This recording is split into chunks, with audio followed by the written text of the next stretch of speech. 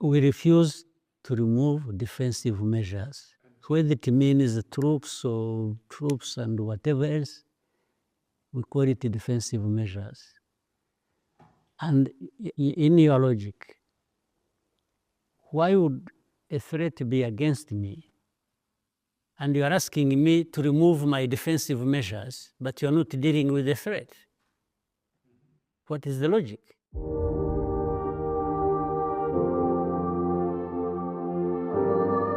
When we observe from the outside, and in the period of pressure, of sanctions, of criticism that your country has been subjected to for some time, can we speak of an ongoing process of diplomatic isolation of Rwanda? There are many ways of looking at it, but for those who want to look at it that way, I can't stop them. The way this conflict started, it was not started by Rwanda. It did not originate from Rwanda. That negligence by those who should have handled it the right way made FDLR an issue for a long time and continued to constitute a threat against Rwanda, especially when it is being fed and supported by a government. Sanctions or kinds of threats or really, literally just insults being hurled at Rwanda as if we have done anything other than defending ourselves and making sure that no threat crosses the border into Rwanda from anywhere, and this particularly from Eastern Congo. It's like you are blaming the victim and praising the perpetrator. So the easiest thing to do here is to blame Rwanda and heap all the penalties and whatever onto Rwanda because it is easy. They are doing what is easy for them to do. The blame, the sanctions, the threats of anything else, it's easy. But can it give a solution when you are keeping quiet about the real issues, the root cause? More precisely, on March 2, the American Treasury imposed sanctions against the RDF and 4 of its leaders, including the Chief of Staff, demanding the immediate withdrawal of your troops from Eastern Congo because of their support to the M23. Do you plan to agree with this requirement? If you look at the recent agreements, you can't come up and expect that only one party will fulfill their part of obligation and the other is to be considered somehow, sometime, or not at all. So in other words, the situation you are talking about and which we are discussing is like there are many parties who have obligations to fulfill. But Rwanda is the one that should fulfill its side of obligations and the others can choose to or not to. There is the United States that also brought us together and are part of the effort to try and help us resolve this conflict. They are also obliged to make sure that they are really pushing us, let me use that, Congo and Rwanda, in the right direction, even-handedly. So the US, much as they can do it, or may do it if they want, but it doesn't give good results at all, if at all, to just choose which side you should put a lot of weight on, and the other you should handle lightly for maybe other reasons, which I'm not conversant with. So, but if you pick and choose, and one morning you say, no, I will go with this one, then there is a problem. It just won't give us good results. Yes, but it seems, and you know that the taking of the city of Uvira by the M23, just 6 days after the signing of the Washington Agreement, was perceived by the Americans as American administration as sort of outrage, an affront. I think it was selective. People chose to understand it the way they wanted to. Before the signing, 4th of December, of this agreement, there had been months, weeks or months of fighting, some of it originating from Uvira, others towards Uvira. This was way before the signing of the agreement.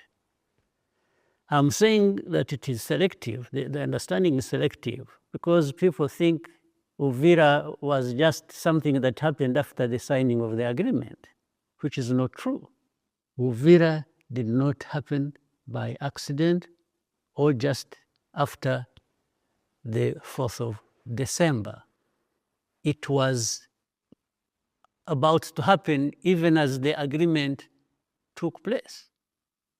The United States had been informed during almost day in, day out, week in, week out. They had been informed of the developments. So it couldn't be that therefore Uvira just happened after the 4th of December in defiance or in ignoring the signing of the agreement. That's not true. But of course, again, as I said, being selective and people just doing whatever they want. There are some people in the whole process who will choose that to get to another level or to achieve a different kind of outcome as they wish. Mr. President, your ambassador in Washington declared, it was on January 22nd, and I quote, Rwanda does engage in security coordination with AFC M23. I state this clearly to build trust through transparency. Everyone interpreted this as an acknowledgement of the fact that your defensive measures really mean a presence of your troops on the ground in Eastern Congo. Do you agree with this interpretation? Yes, largely it makes sense. What ordinarily, what would anybody define defensive measures as? To do with the problems that are in Eastern Congo. It means a number of things. It means you may use equipment, you may use troops on the ground, it means to defend that territory. So I don't understand the contradiction. It is actually to defend our border. So if I'm defending my border, one morning I'm in 5 kilometers or 10 or 20 because of what I identified as the threat. And in another week, they have pulled back, or in another week, if there was an equipment to deal with the matter that is threatening you, so there is no contradiction. Defensive measures have always been outlined as being there. First of all, having announced ourselves in different places, defensive measures we take, and defensive measures do not mean one thing.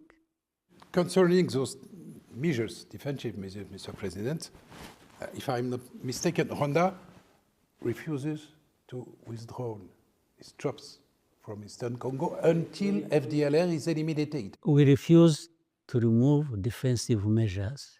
Whether it means troops or troops and whatever else, we call it defensive measures. And in your logic, why would a threat be against me? And you are asking me to remove my defensive measures, but you are not dealing with the threat. What is the logic? But the DRC government insists that both must happen at the same time. Are you agree with that? Actually, it is not even the government, it's not even the DRC that is insisting on that.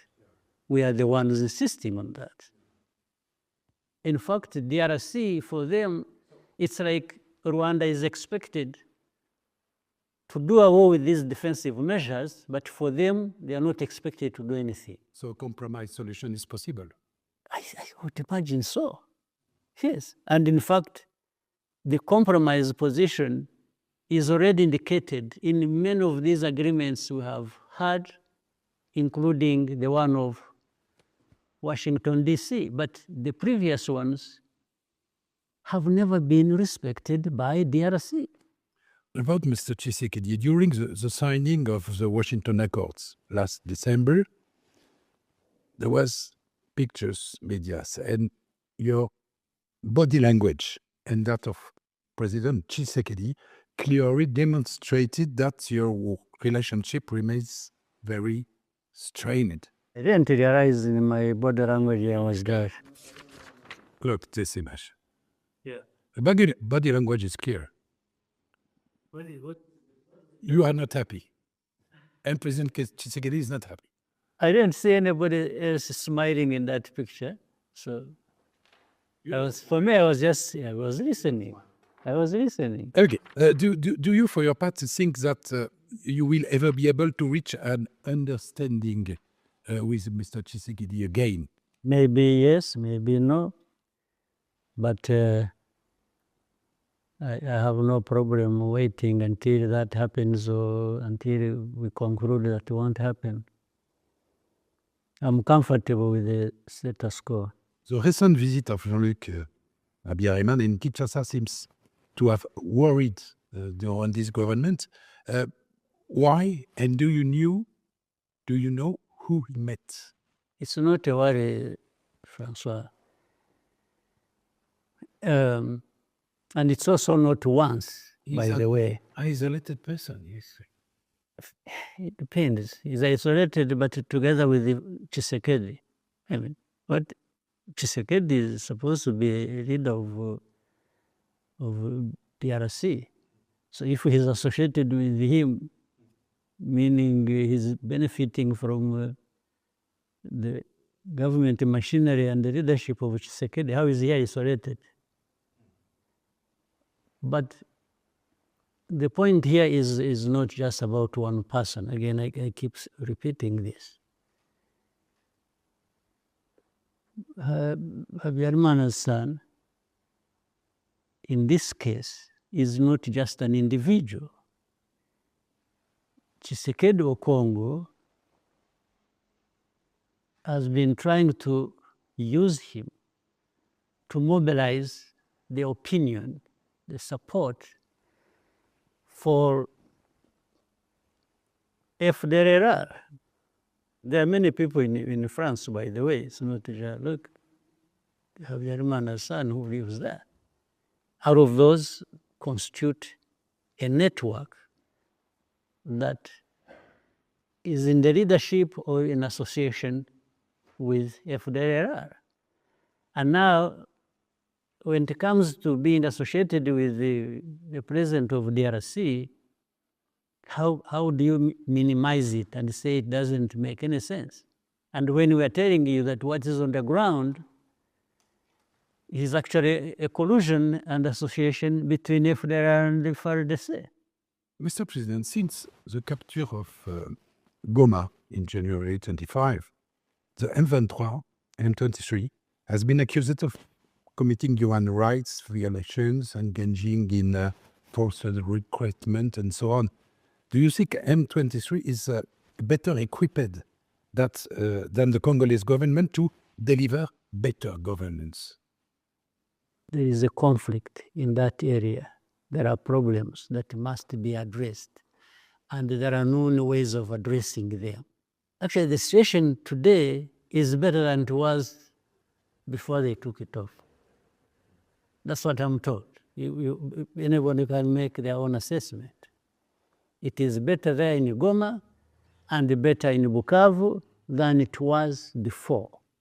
And I suppose that the presence of AFC M23 on your border guarantees better border security with the DRC. There is no question about it. In fact, the whole border now is secure. There is no question about it. Yes. Like it or not, it's a better situation for us as far as our security is concerned. In the eyes of many commentators, and you know it, Mr. President, in the eyes of diplomats, media outlets, and so on, your structural objective in Eastern Congo is to maintain a zone of political, economic, and security influence until an agreement is reached with the Congolese government that you do not consider as hostile. Is it correct? The issue is, as of now, as of yesterday, we want a peaceful coexistence. Okay?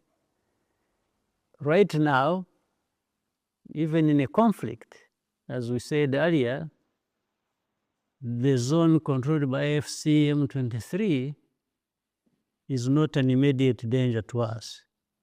So, to some extent, we are comfortable with that. But we know that that is not the end of the road.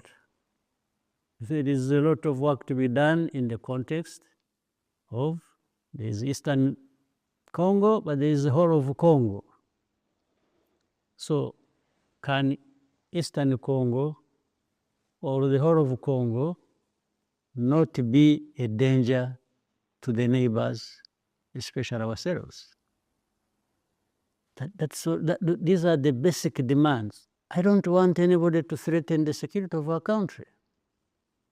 So we will be very hard on saying we have to secure our border. There's no question about it, by all means. One of your objectives is to become a hub in mineral processing? We have been a hub for many things. There's a financial hub here, there's Regional. yes, regional hub. What is the problem? Why should this be an accusation against us? Why? By the way, because then they say, you see, they are there in the DRC because they want minerals. But are you aware that we have our own minerals here? You know? We have our own minerals here, and then minerals from outside are also welcome. It depends on the deal, so how you deal with it.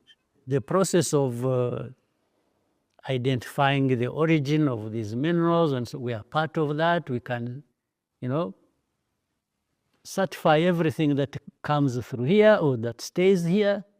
Mr. President, does the presence of former President Kabila in Goma indicate that he got a green light from your government? And how close is he to you and of the Rwandan authorities? I would be happy to ensure that those who want to come and be part of the Eastern Congo that belong there or belong to Congo and want to be part of the struggle to get a stable Congo, I would welcome them. It doesn't have to be Kabila, but we're talking about Kabila. Kabila made his own choice.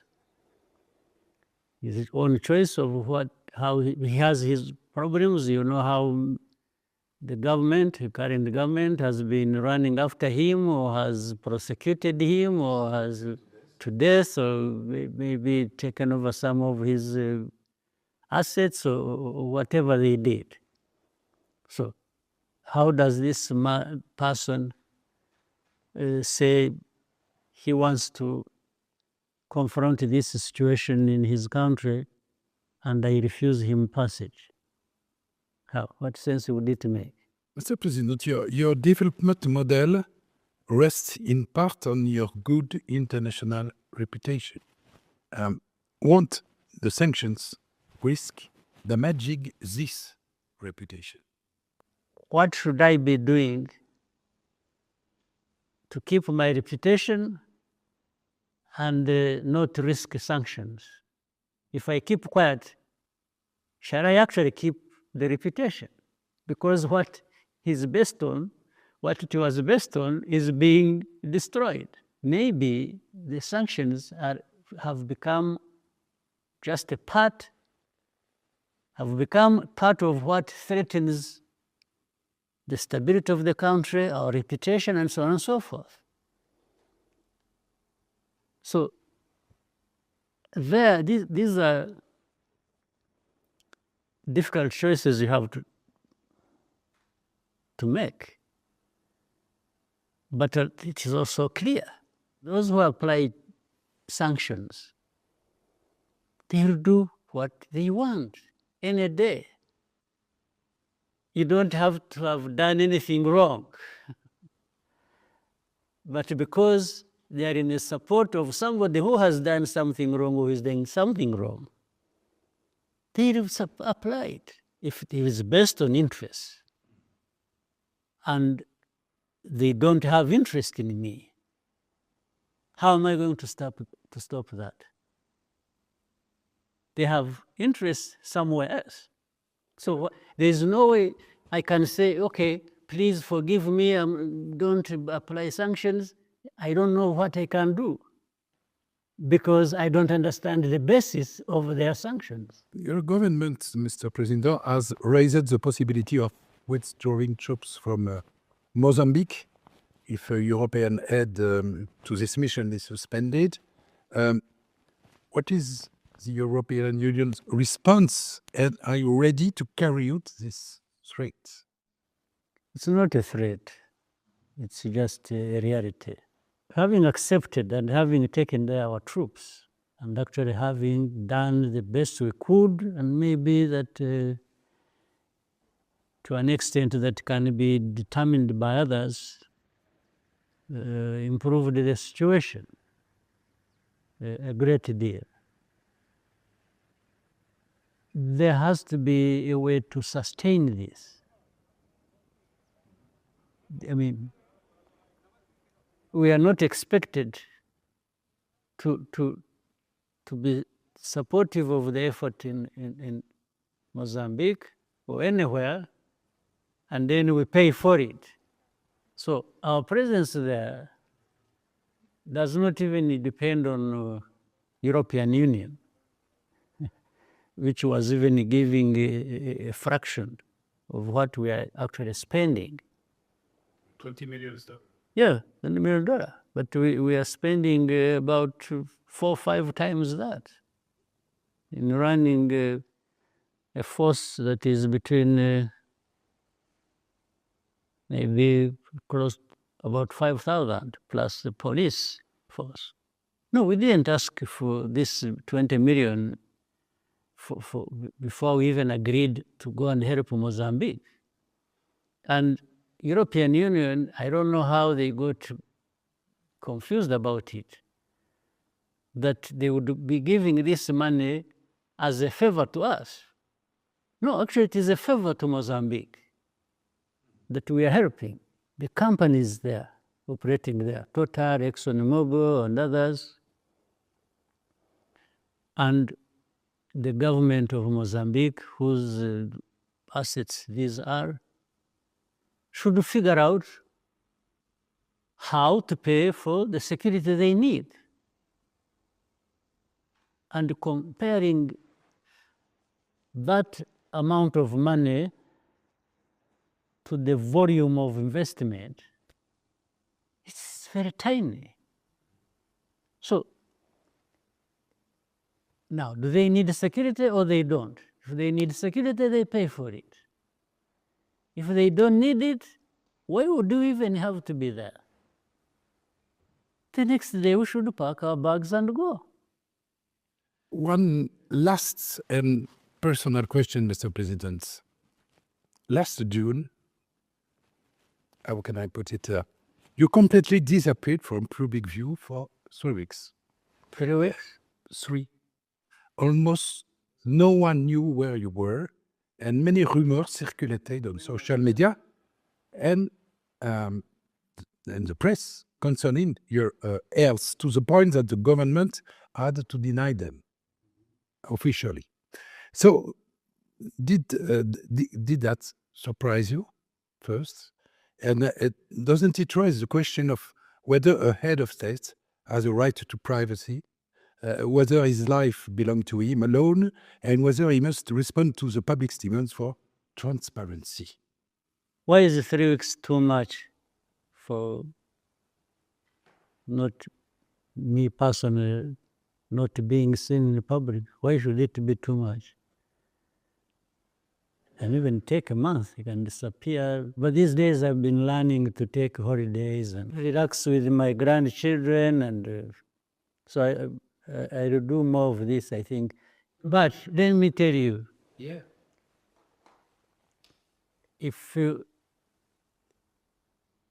you take from anywhere 10 people randomly, here, France, London, UK, America, and took 100 people, okay, and include me among them, and you want to investigate how healthy they are,